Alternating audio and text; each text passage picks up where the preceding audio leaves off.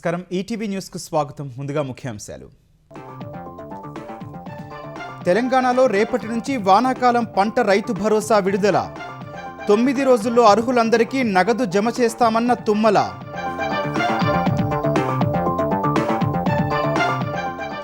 Double engine సర్కారుతోనే అభివృద్ధి సాధ్యమన్న నితిన్ నబీన్.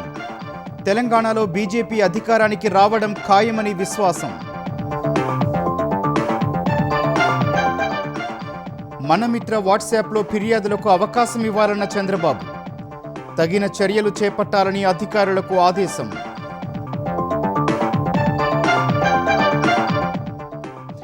గ్రామీణాభివృద్ధి పథకాల అమల్లో ఏపీ పనితీరుపై కేంద్రం ప్రశంసలు. రాష్ట్రాల సహకారంతోనే వికసిత్ భారత్ సాధ్యమన్న శివరాజ్ సింగ్. మరోసారి చర్చలకు సిద్ధమవుతున్న ఇరాన్, అమెరికా. ఈసారి దోహాలో సమావేశం ఉంటుందని అంతర్జాతీయ మీడియా కథనాలు.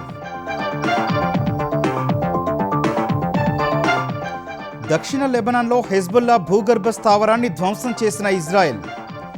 వందల సంఖ్యలో ఆయుధాలను గుర్తించినట్టు వెల్లడి. ఆఫ్ఘనిస్తాన్పై మరోసారి దాడులకు తెగబడిన పాకిస్తాన్. 3 ప్రావిన్సుల్లో 36 మంది మృతి, మరో 163 మందికి గాయాలు.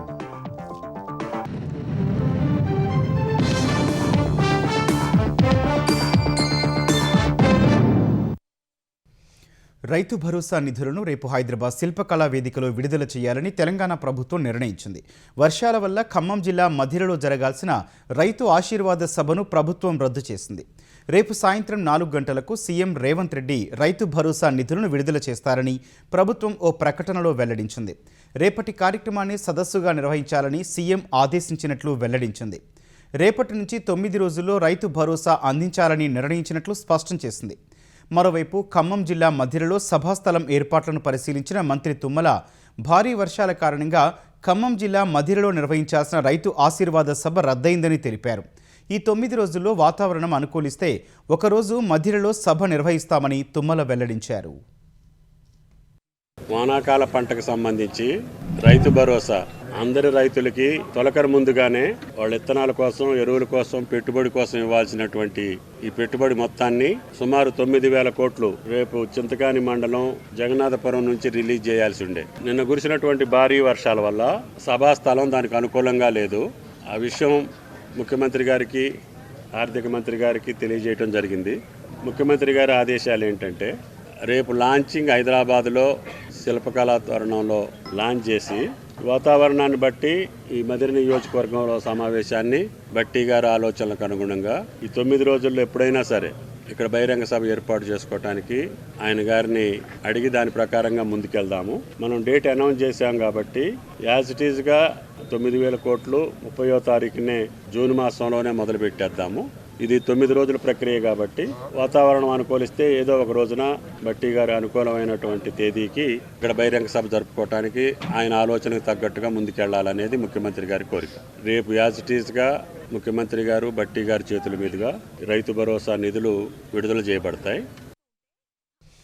మూసీ ప్రాజెక్టుకు మానవీయ కోణంలో భూసేకరణ చేయాలని అధికారులను తెలంగాణ రెవెన్యూ శాఖ మంత్రి పొంగులేటి శ్రీనివాసరెడ్డి ఆదేశించారు. ఇళ్లు కోల్పోయే వారికి డబుల్ బెడ్రూమ్ ఇళ్లు కేటాయించేలా కార్యాచరణ సిద్ధం చేయాలని సూచించారు. భూములు కోల్పోయే వారికి పరిహారం, పునరావాసంలో ప్రభుత్వం రాజీ పడదని స్పష్టం చేశారు. మూసీ ప్రాజెక్టుకు భూసేకరణ, పునరావాసంపై సచివాలయంలో మంత్రి సమీక్ష నిర్వహించారు. మూసీ పునరుజ్జీవ ప్రాజెక్టు రాష్ట్ర భవిష్యత్తు అభివృద్ధిని మారుస్తుందని చెప్పారు. హైదరాబాద్ నగర రూపురేఖలను మార్చే చరిత్రాత్మక ప్రాజెక్టుగా నిలుస్తుందని అన్నారు.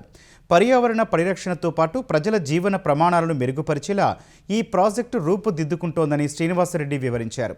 మూసీ ప్రాజెక్టు కేవలం ఒక అభివృద్ధి కార్యక్రమం మాత్రమే కాదని భవిష్యత్ తరాలకు ఆరోగ్యకరమైన, సురక్షిత, పర్యావరణహిత జీవన వాతావరణాన్ని అందించే సంకల్పమని వివరించారు. మూసీ ప్రాజెక్టుతో ఎవరికీ అన్యాయం జరగనీయమన్నారు.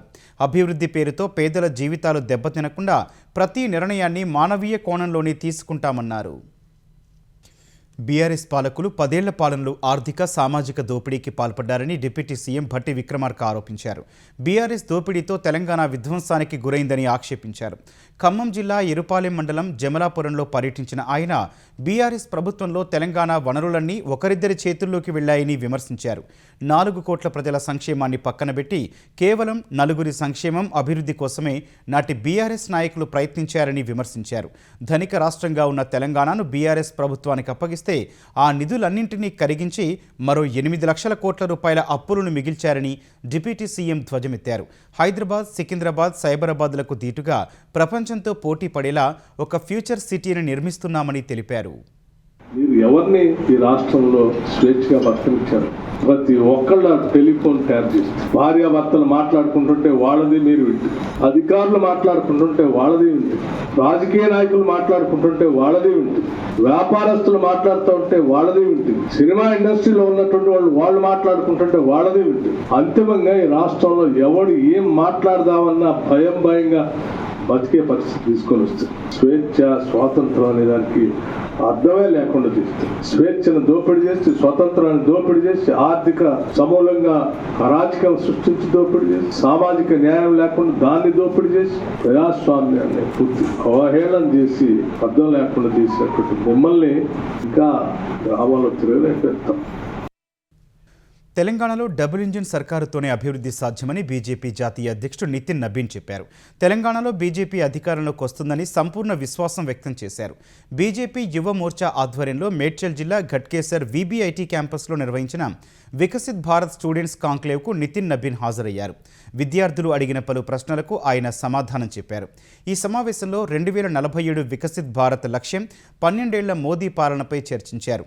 దేశంలోని యువత రాజకీయాల్లోకి రావాలన్న ఆయన వచ్చాక ఏం చేస్తారో స్పష్టతతో ఉండాలన్నారు. హక్కులు, విధుల పట్ల ప్రతి ఒక్కరూ బాధ్యతగా వ్యవహరించాలని సూచించారు. కాక్రోచ్ జనతా పార్టీని ఉద్దేశించి నితిన్ నబీన్ పరోక్ష విమర్శలు చేశారు. भारत का युवा निश्चित रूप से कई समय पे आंदोलन और नए चीजों को सृजन किया है, पर भारत का युवा एंटी एस्टेब्लिशमेंट वर्किंग में नहीं रहता है. भारत का युवा इस देश के निर्माण के लिए काम करता है.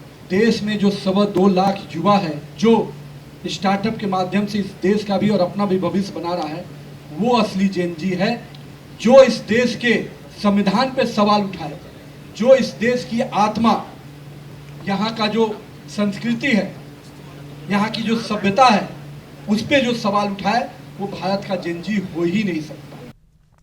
తెలంగాణలో బీజేపీ బీఆర్ఎస్ మ్యాచ్ ఫిక్సింగ్ ప్రజలకు తెలుసని కాంగ్రెస్ ఎంపీ చామల కిరణ్ కుమార్ రెడ్డి చెప్పారు. బీజేపీ జాతీయ అధ్యక్షుడు నితిన్ నబీన్ తెలంగాణ పర్యటన నేపథ్యంలో కేంద్రంపై ఎంపీ విమర్శలు గుప్పించారు. ఎన్డీఏ పాలనలో ద్రవ్యోల్బణం బాగా పెరిగి రూపాయి విలువ రోజురోజుకు పడిపోతోందని ఆరోపించారు. నరేంద్ర మోదీ ప్రభుత్వం అధికారంలోకి వచ్చి 12 ఏళ్లు దాటినా దేశంలో ఎలాంటి మార్పు లేదని విమర్శించారు. నితిన్ నబీన్ గారు బీహార్ రాజకీయాల మీదనే అవగాహన ఉండి భారతదేశ రాజకీయాల మీద ఇంకా అవగాహన లేనట్టుగా క్లియర్ గా కనపడుతుంది. మీ నాయకులు, మీ ముఖ్య నాయకులు అందరూ మ్యాచ్ ఫిక్సర్స్ కాబట్టి ఇక్కడ ప్రజలు బీజేపీని ఇప్పుడు కాదు ఎప్పుడు కాదు ఎన్నడికి నమ్మరు. మీరేదో వెస్ట్ బెంగాల్ మాదిరి ఇక్కడ కూడా అధికారంలో ఓట్ చోరీ సీట్ చోరీ చేసి తెలంగాణలో కూడా అధికారంలోకి వస్తారా? యూపీఏ ప్రభుత్వంలో 60 రూపాయలు ఉన్నది, ఇవాళ 95 రూపాయలకు పోయింది డాలర్ విలువ. సిరిసిల్లాలో ఎన్ని నోట్లు వచ్చినాయి కేటీఆర్ కి, 24లో బీజేపీకి ఎన్ని నోట్లు, అదే సిరిసిల్లాలో ఎంత మ్యాచ్ ఫిక్సింగ్ అనేది పెద్ద తేటతెల్లమైపోతుంది. దేశంలో ఉన్నటువంటి ప్రజాస్వామ్యాన్ని కూనీ చేస్తే ప్రజలు ఏదో రోజు శిక్షిస్తారు, ఎవరు విర్రవీగినా నడవదు. ప్రభుత్వ సేవలు ప్రజలకు సులభంగా అందించేలా చర్యలు చేపట్టాలని ముఖ్యమంత్రి చంద్రబాబు ఆదేశించారు. సచివాలయంలోని ఆర్టీజీఎస్ సెంటర్ నుంచి వివిధ శాఖల పనితీరుపై సీఎం సమీక్ష నిర్వహించారు. ఆన్లైన్లో మనమిత్ర వాట్సాప్లో ఫిర్యాదులు చేసే అవకాశం ప్రజలకు కల్పించాలని సూచించారు. వాయిస్ మెసేజెస్ పెట్టినా కూడా ఫిర్యాదుగా స్వీకరించేలా చూడాలని చంద్రబాబు ఆదేశించారు. ఏపీలో సుమారు 3000 ప్రాంతాల్లో మొబైల్ కనెక్టివిటీ సమస్య ఉందని, 3 నెలల్లో సమస్యను పరిష్కరించాలని నిర్దేశించారు. నవచేతన పేరుతో స్త్రీ శిశు సంక్షేమ శాఖ చేపట్టిన ఎర్లీ చైల్డ్హుడ్ డెవలప్మెంట్ స్క్రీనింగ్ విధానంపై సమావేశంలో అధికారులు ప్రజెంటేషన్ ఇచ్చారు. పిల్లల ఎదుగుదల, మానసిక, శారీరక పరిస్థితులను అధ్యయనం చేస్తున్నట్టు చెప్పారు. రాష్ట్ర వ్యాప్తంగా 33,949 మంది పిల్లలను స్క్రీన్ చేసినట్టు వెల్లడించారు. సీఎం సూచనల మేరకు క్షేత్రస్థాయి పర్యటనల విషయంలో సర్క్యులర్ జారీ చేశామని అధికారులు తెలిపారు. నెలలో సెక్రటరీలు 3 రోజులు, హెచ్ఓడీలు 6 రోజులు, జిల్లా కలెక్టర్లు 8 రోజులు క్షేత్రస్థాయిలో పర్యటించాలని సర్క్యులర్ జారీ చేసినట్టు అధికారులు వివరించారు. CII director general Chandrajit Banerjee, CII ప్రతినిధులను వెంట పెట్టుకుని సీఎం చంద్రబాబు ఆర్టీజీఎస్ కేంద్రానికి వచ్చారు. సిఐఐ గ్లోబల్ లీడర్షిప్ సెంటర్ను వీలైనంత త్వరగా ఏర్పాటు చేయాలని సిఐఐ ప్రతినిధులకు చంద్రబాబు సూచించారు. వైసీపీ నేతల అమరావతి పర్యటనపై మంత్రి అచ్చెన్నాయుడు మండిపడ్డారు. 5 ఏళ్లు రాజధాని రైతులు మహిళల్ని వేధించి బూతులు తిట్టి కాళ్లతో తన్నిన వారికి రాజధానిలో తిరిగే అర్హత ఉందా అని ప్రశ్నించారు. ప్రజలు ఎన్నికల్లో ఓడించినా జగన్కు బుద్ధి రాలేదని విమర్శించారు.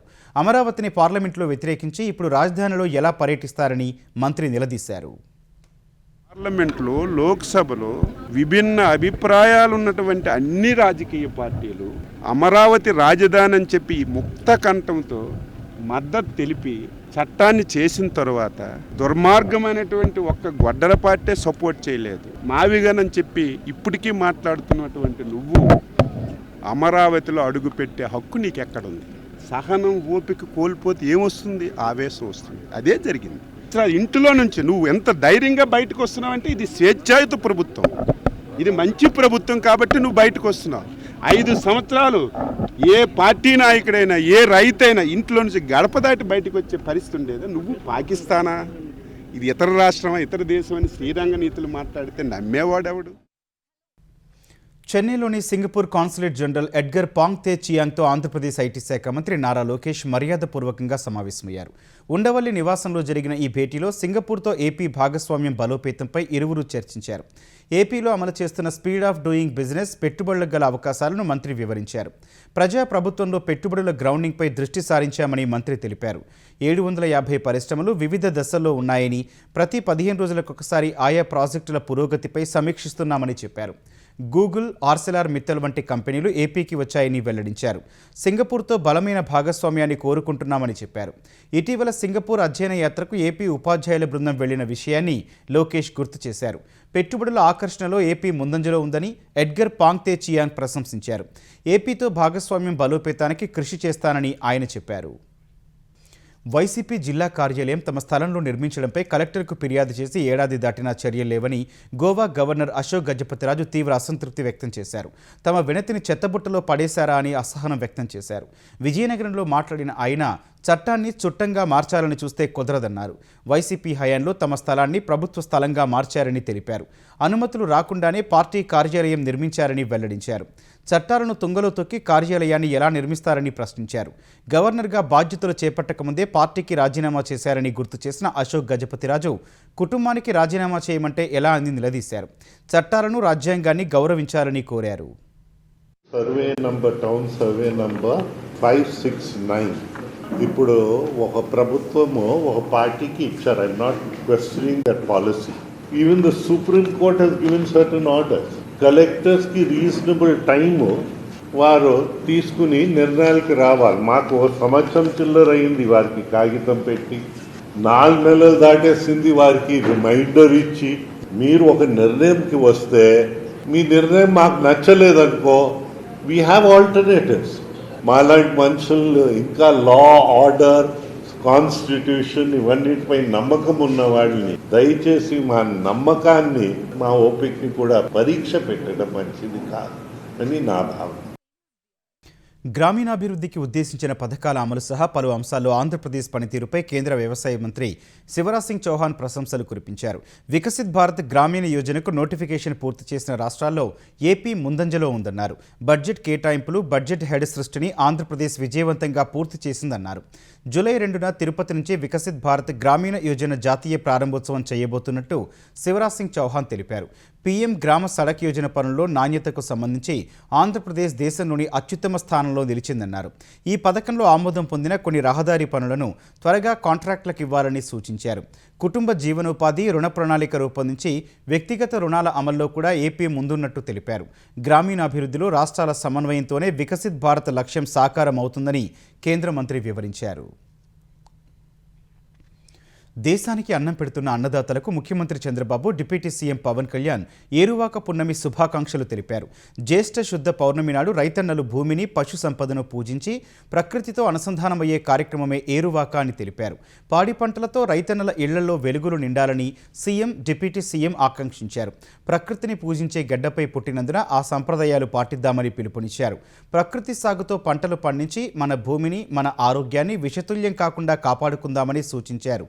వ్యవసాయ రంగాన్ని మరింత బలోపేతం చేసేందుకు కూటమి ప్రభుత్వం ఎప్పుడూ కృషి చేస్తుందని చంద్రబాబు, పవన్లు పేర్కొన్నారు. ఇందులో భాగంగానే అన్నదాత సుఖీభవ, పీఎం కిసాన్ నిధులు జమ చేసి వారికి అండగా నిలిచామన్నారు.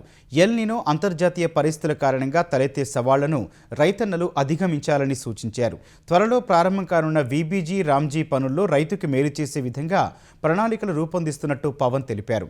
వ్యవసాయ రంగాన్ని మరింత బలోపేతం చేసే దిశగా కూటమి ప్రభుత్వం కృషి చేస్తోందన్నారు. ఆంధ్రప్రదేశ్లో నాణ్యమైన విద్యుత్ సేవలు అందించడమే లక్ష్యంగా కూటమి ప్రభుత్వం ముందుకు సాగుతోందని ఆ శాఖ మంత్రి గొట్టిపాటి రవికుమార్ తెలిపారు. ఒంగోలు హౌసింగ్ బోర్డు కాలనీలో నిర్మించిన సబ్స్టేషన్ను మంత్రి ప్రారంభించారు. మరో 2 నెలల్లో ఒంగోలులో సెమీ ఇండోర్ సబ్స్టేషన్ను కూడా అందుబాటులోకి తీసుకొస్తామని వెల్లడించారు. పీఎం సూర్యఘర్ పథకం కింద కేంద్ర రాష్ట్ర ప్రభుత్వాల సబ్సిడీలతో ఇళ్లకు సోలార్ కనెక్షన్లు కల్పిస్తున్నామని చెప్పారు. వ్యవసాయ సీజన్ నాటికి కొత్త అగ్రికల్చర్ విద్యుత్ కనెక్షన్లు, ట్రాన్స్ఫార్మర్లు ఏర్పాటు చేసి రైతులకు పగటిపూట 9 గంటల నాణ్యమైన విద్యుత్ అందించేందుకు కూటమి ప్రభుత్వం కట్టుబడి ఉందని మంత్రి స్పష్టం చేశారు. విద్యుత్ వాడకం పెరుగుతుంది కాబట్టి లో వోల్టేజ్ తగ్గించాలి అనే ఉద్దేశంతో, పవర్ ట్రాన్స్మిషన్ బాగుండాలి అనే ఉద్దేశంతో పెద్ద సబ్స్టేషన్స్, ట్రాన్స్కో సబ్స్టేషన్స్, అదేవిధంగా డిస్కమ్ సంబంధించిన 33/11 kV సబ్స్టేషన్స్ ఇవన్నీ కూడా కడతా ఉన్నాం అనమాట. సూర్యగారి ద్వారా కేంద్ర రాష్ట్ర ప్రభుత్వాలు కలిపి ఎస్సీ ఎస్టీలు ఇళ్ల మీద 200 కిలోవాట్లు వాడే వాళ్ళందరూ కూడా ఉచితంగా సోలార్ ఇవ్వాలనుకున్నాం. 1,20,000 ఖర్చు పెడుతున్నాం. కేంద్ర ప్రభుత్వం, రాష్ట్ర ప్రభుత్వం కలిసి అవి చాలా పెద్ద ఎత్తున జరుగుతూ ఉన్నాయి. అవి కూడా ఇంకా వేగవంతంగా జరగాలని చెప్పి ఎస్సీ గారికి చెప్పాను. ఇంకా ఈ చేయంగా ఇందాక ఎమ్మెల్యే గారు ఇంకా కొంతమంది వస్తున్నారు, ముందుకి పెట్టుకుంటా ఉన్నారు. వాళ్ళకు కూడా తప్పకుండా చేపిస్తాం. రాబోయే రోజుల్లో బీసీలకు కూడా కేంద్రం ఇచ్చే సబ్సిడీతో పాటు రాష్ట్రం కూడా అదనంగా ఇంకొక 20,000 ఇచ్చి అవి కూడా చేయించే కార్యక్రమం చేస్తున్నాం.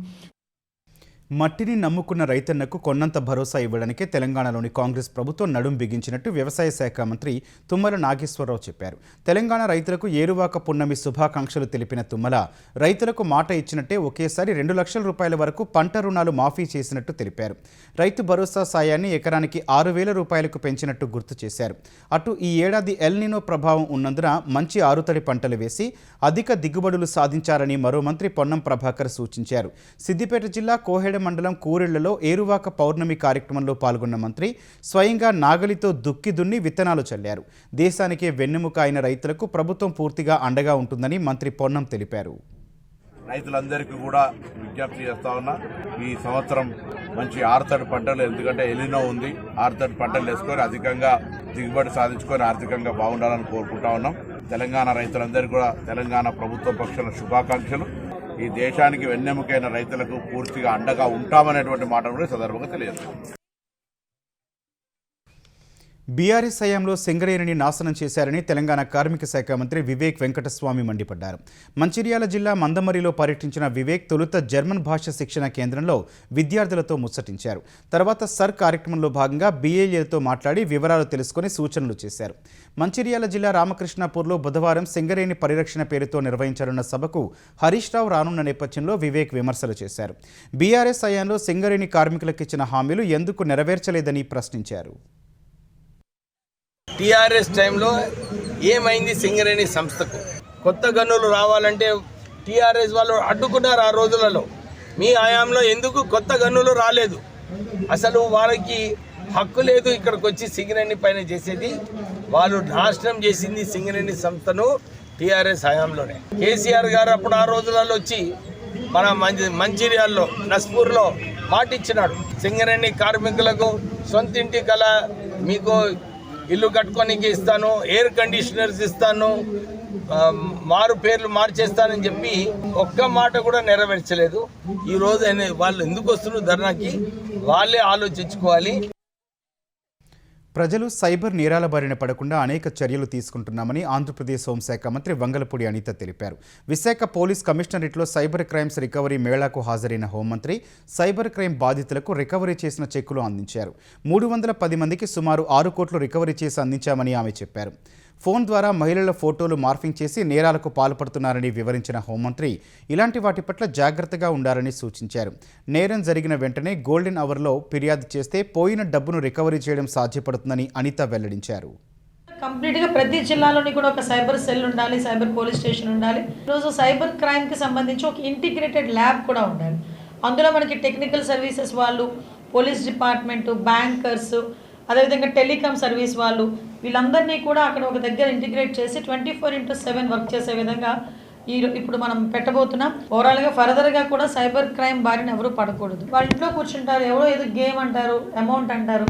ఇలాంటి వాటిల్లో చాలామంది లక్షలు కోట్లు పోగొట్టుకున్నది కూడా డాక్టర్స్, లాయర్స్ అలాంటి వాళ్ళు కూడా ఉన్నారు. బయటకు వచ్చి చెప్పేవాళ్ళు, మీలా ధైర్యంగా చెప్పేవాళ్ళు కొంతమంది ఉన్నారు. బయటకు చెప్తే పరువు పోతుందని చెప్పి ఉండిపోయిన వాళ్ళు కూడా చాలామంది ఉన్నారు. నేనేమన్నానంటే ముందుకు రండి, ఇలాంటి వాటి మీద మనం ఈ రోజు నుంచి ఒక పోరాటమే చేయాలి. మాకు ఇన్ఫర్మేషన్ ఇచ్చిన వెంటనే ఎఫెక్టివ్గా పనిచేసే పోలీస్ డిపార్ట్మెంట్ ఉంది. మార్కాపురం జిల్లా వెలిగొండ ప్రాజెక్టు నిర్వాసితుల ఖాతాల్లోకి పరిహారం నిధులు జమ చేశారు. ఈ ఉదయం నుంచి పరిహారం ప్యాకేజీ మొత్తాలు ఖాతాల్లో జమ చేస్తున్నారు. ఒక్కో నిర్వాసితునికి 12.5 లక్షల నుంచి 12.76 లక్షల వరకు జమ చేశారు. వాస్తవానికి శనివారమే ఎర్రగొండపాలెం నియోజకవర్గం గంటవానిపల్లెలో నిర్వాసితులకు 300 కోట్ల చెక్కును సీఎం చంద్రబాబు అందించారు. 2351 నిర్వాసిత కుటుంబాలకు 300 కోట్లు ప్రభుత్వం విడుదల చేసింది. 4వ శనివారం, ఆదివారం బ్యాంకులకు సెలవు కావడంతో నిర్వాసితుల ఖాతాల్లోకి నగదు ఇవాళ జమ చేస్తున్నారు. ఈ పరిహారం కోసం నిర్వాసితులు దశాబ్దాలుగా ఎదురు చూస్తుండగా ఇచ్చిన మాట ప్రకారం కూటమి ప్రభుత్వం పరిహారం అందించింది. చేపల వేటకు వెళ్లిన 2 వ్యక్తులు అనుమానాస్పద స్థితిలో మృతి చెందిన ఘటన కృష్ణా జిల్లా కృత్తివెన్ను మండలం చిన్నగొల్లపాలెంలో జరిగింది. మామ అల్లులైన శెట్టి సుబ్బన్న, గొలుసు అయ్యప్ప చేపల వేటకు వెళ్లి మృతి చెందారు.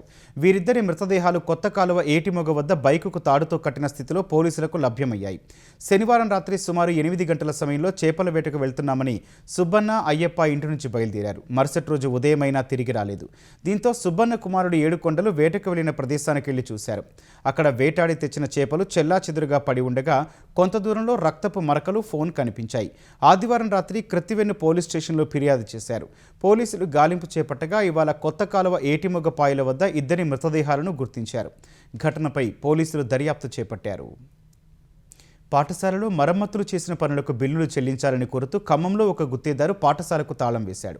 మన ఊరు మనబడి పథకం కింద ఖమ్మం నగర శివారు దానవాయిగూడెం మండల పరిషత్ ప్రాథమిక పాఠశాలలో సదరు గుత్తేదారు మరుగుదొడ్లు, ప్రహారీ గోడ, అదనపు గదులు నిర్మించాడు.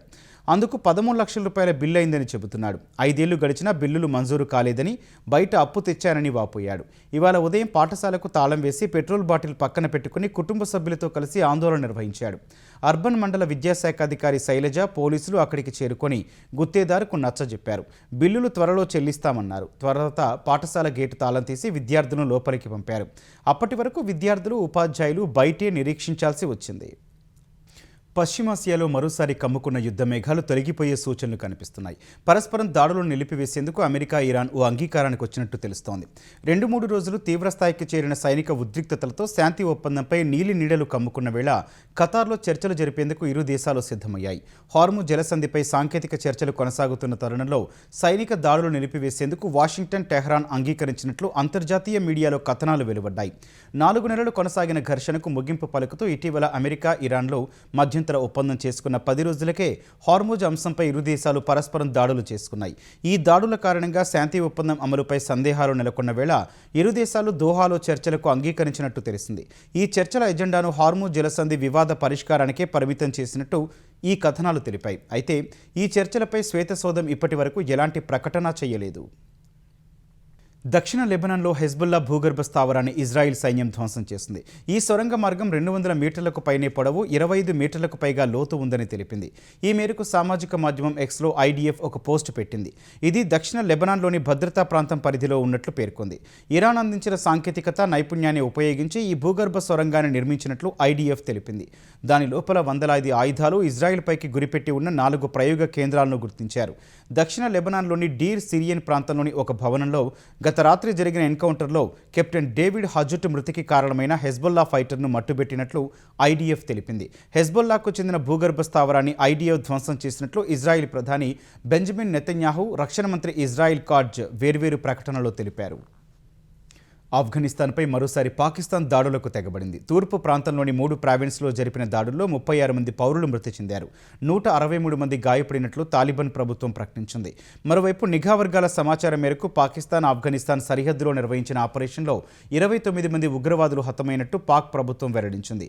కరాచీలోని పారామిలిటరీ రేంజర్స్ ప్రధాన కార్యాలయంపై దాడి నేపథ్యంలో ఉగ్ర స్థావరాలపై దాడులు జరిపినట్లు పాక్ సమాచార శాఖ మంత్రి అత్తా తరార్ తెలిపారు.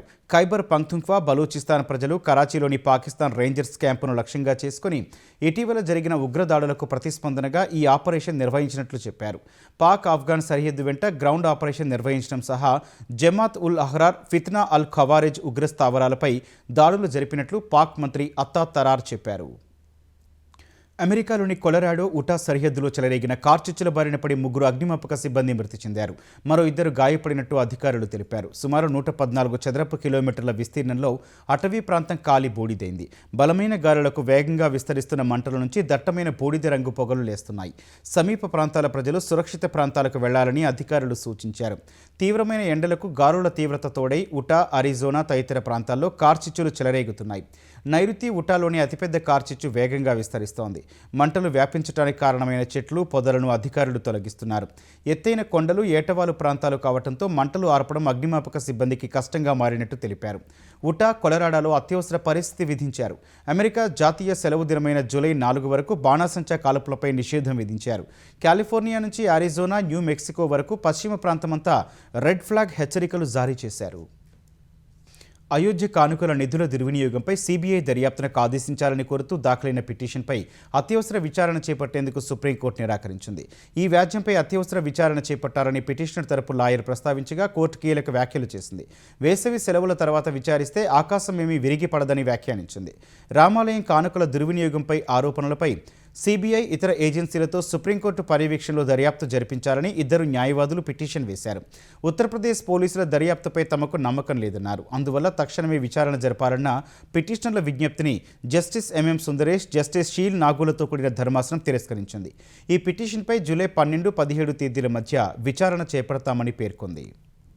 అరుణాచల్ ప్రదేశ్లో కురుస్తోన్న భారీ వర్షాలకు పోటెత్తిన వరదలతో అసోంలోని పలు ప్రాంతాలు జల దిగ్బంధంలో చిక్కుకున్నాయి. అరుణాచల్ సరిహద్దులో అసోంకు చెందిన 100కు పైగా గ్రామాలు నీట మునిగాయి. పొలాలు, ఇళ్లు, రోడ్లు, ఇతర ఆస్తులు జలమయమయ్యాయి. వరద ప్రవాహంలో జంతువులు కొట్టుకుపోయి చనిపోయినట్లు సమాచారం. బాహిర్ చిలే, బాహిర్ జొనై గ్రామ పంచాయతీల పరిధిలో తీవ్ర నష్టం జరిగింది. ఈ నేపథ్యంలో కేంద్ర హోంమంత్రి అమిత్ షా అసోం సీఎం హిమంతా బిశ్వ శర్మతో ఫోన్లో మాట్లాడారు. వరదల తీవ్రతపై తెలుసుకున్నారు. వరద పరిస్థితిని ఎదుర్కొనేందుకు కేంద్రం అన్ని రకాల సహాయ సహకారాలు అందిస్తుందని అమిత్ షా హామీ ఇచ్చారు. ముఖ్యాంశాలు మరోసారి. తెలంగాణలో రేపటి నుంచి వానాకాలం పంట రైతు భరోసా విడుదల. 9 రోజుల్లో అర్హులందరికీ నగదు జమ చేస్తామన్న తుమ్మల.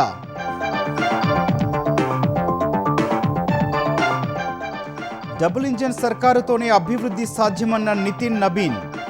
తెలంగాణలో బీజేపీ అధికారానికి రావడం ఖాయమని విశ్వాసం. మనమిత్ర వాట్సాప్లో ఫిర్యాదులకు అవకాశం ఇవ్వాలన్న చంద్రబాబు. తగిన చర్యలు చేపట్టాలని అధికారులకు ఆదేశం.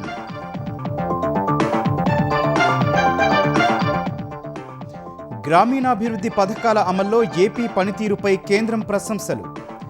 రాష్ట్రాల సహకారంతోనే వికసిత్ భారత్ సాధ్యమన్న శివరాజ్ సింగ్.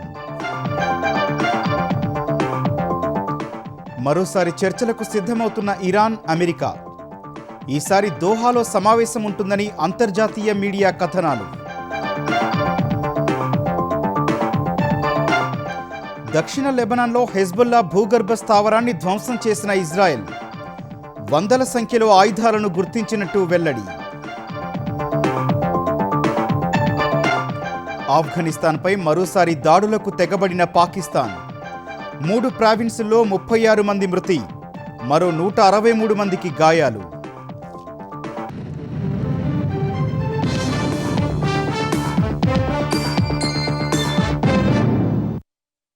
ఈటీవీ న్యూస్ సమాప్తం. నమస్కారం.